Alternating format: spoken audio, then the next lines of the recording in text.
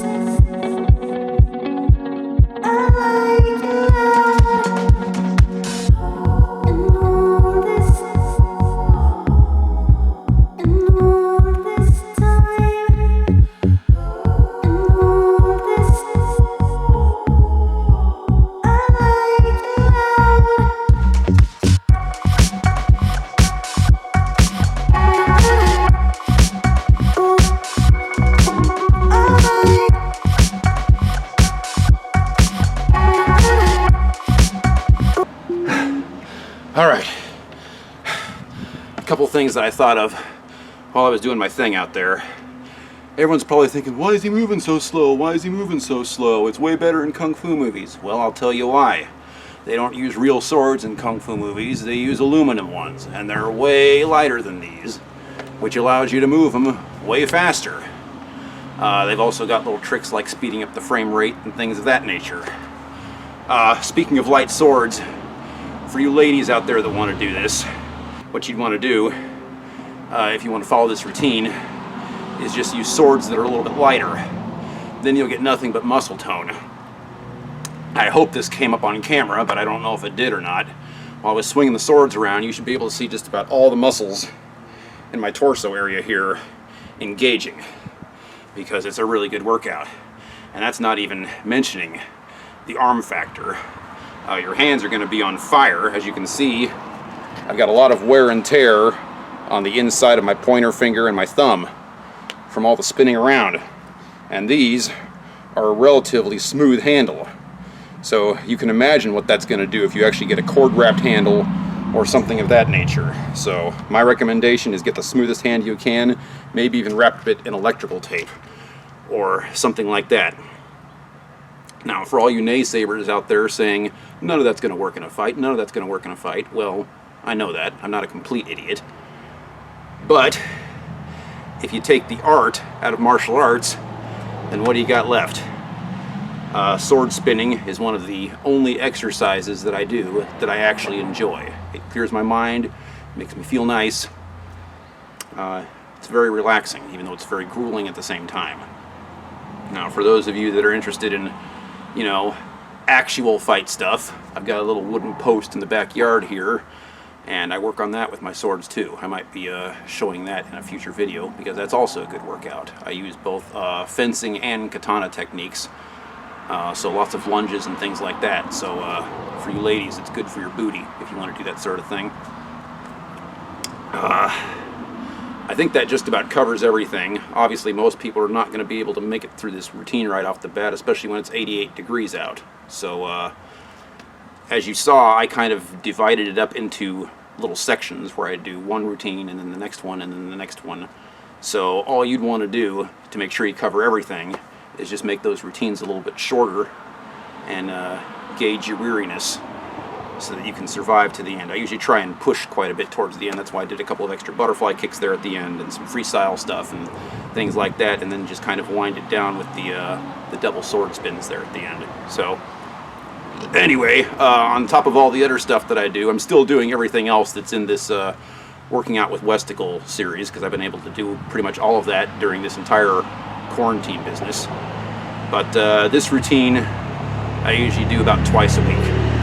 And then I've got my regular fighting stuff on the post over there, which I also do twice a week, in addition to running and jumping rope and lifting weights and all that good stuff. So anyway, I hope this was helpful to some people. I know a lot of my friends have been wondering what I do for sword practice and things like that, because you can't fight anybody right now because of COVID. So this is the kind of stuff that I do to stay sharp. As a swordsman, just spend time with a sword in your hand. That's what's going to get you better. You can do actual fighting drills, you can do sword spinning, whatever you want. If you've got that sword in your hand, you will get better. So just keep that in mind. I've rotated my routine down to just a couple. These are my favorite because they are completely weatherproof, and I can use them in whatever weather I want and not have to worry about it. However, I just got a aluminum one from Texas Steel Props and Replicas, and they swear to me that I can use that in the rain, snow, or whatever. So I will be doing that this coming winter as well. And stay tuned for a review of Texas Steel Props and Replica swords, because at this point I've got several of them, and for you Highlander geeks out there, it would be a good review for you guys. So anyway, that pretty much covers it for this video. Take care, guys, and I'll see you in the next one.